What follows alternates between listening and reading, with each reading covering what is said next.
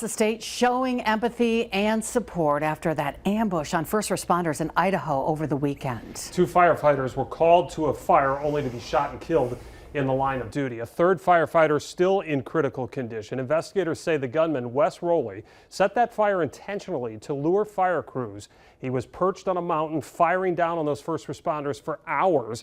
Authorities eventually found him dead. His cause of death and motive are under investigation.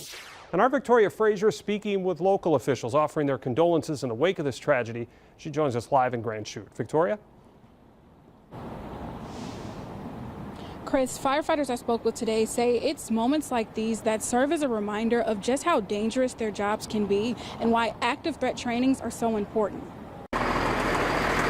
Being one of the first to respond to an emergency call, first responders say preparation is key and it all starts with training. Every day is a training day in the fire department. Since we are a career department, the crews do something with training all the time. Grand Chute Assistant Fire Chief Kelly Hannick has been with the department for 6 years. The department works closely with law enforcement and emergency medical services during response trainings. We do recognize that this is a dangerous business. That's why we train so frequently, because we want to be prepared for whatever the situation might call for. As well as the materials needed. Fire departments like Grand Chute, Fond du Lac, and De Pere use ballistic gear like bulletproof helmets and vests to protect their crew.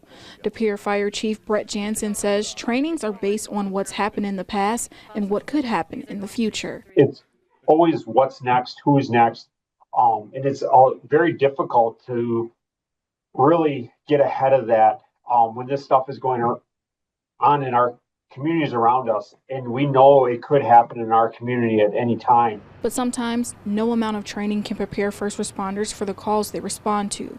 Like in the case of Appleton Fire Department firefighter Mitch Lungard, who was shot and killed while responding to a medical call in 2019.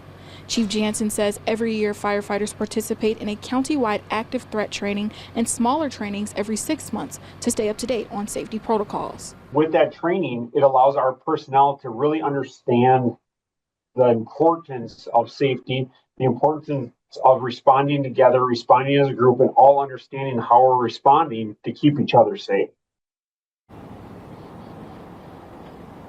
Firefighters say they are seeing an increase in many calls, including law enforcement. And Assistant Fire Chief Hannick says the Grand Chute Fire Department will participate in a rescue task force scenario-based training in July. Reporting live in Grand Chute, Victoria Frazier, Action 2 News. Victoria, thank you.